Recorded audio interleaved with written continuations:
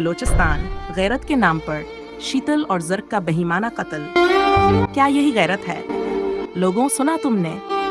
एक लड़की शीतल सिर्फ इसलिए मार दी गई कि उसने अपनी मर्जी से निकाह किया था। हाँ, निकाह, अपना हक इस्तेमाल किया, अपनी मर्जी की। क्या ये जुर्म है? क्या उसकी सजा मौत है? ये वाक़या बलूचिस्तान के ज़िला कीच में पेश आया।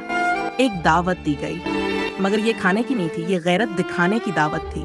जी हाँ, गैरत, जिसका मतलब यहाँ बस एक रह गया है, कत्ल।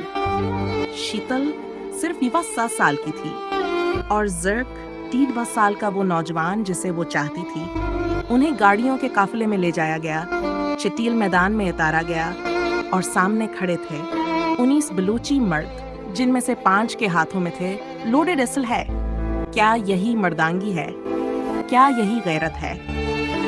शीतल के हाथ में था कुरान और जबान पर सिर्फ एक बात, सिर्फ गोली मारने की इजाजत है। खुद चलकर गई थी मौत की तरफ। ना चीखी, ना रोई, ना रहम मांगा, बस खामोश थी।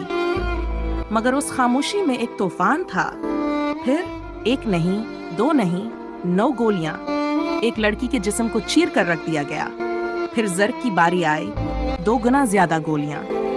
क्यों? सिर्फ इसलिए कि उसने किसी की बेटी को इज्जत से अपनाना चाहा था। क्या यही सजा है मोहब्बत की? क्या यही इंसाफ है? बस खत्म। इंसाफ, कानून, मजहब सब हार गए और ये गैरत का खेल एक बार फिर जीत गया। अब क्या लिखा जाए, क्या कहा जाए? जहां कोर्ट हो या घर या ससुराल, जहां राजी नामे के बहाने अपनी ही बेटी को भून दिया जाता है। नूबियाहता हो, हामिला हो या एक माँ, बस मुआफी नहीं मिलती। क्यों? क्योंकि उसने अपनी मर्जी का निकाह किया था। बस मौत ही सजा है।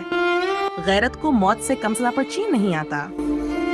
सलाम हो उस बलोच कबीले की गैरत को, जिसने बेटी को खुद लाकर कातिलों के सामने खड़ा किया और फिर अपनी पग पर एक और खूनी कलगी सजा ली।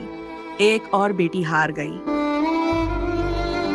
और पगड़ियां जीत गईं।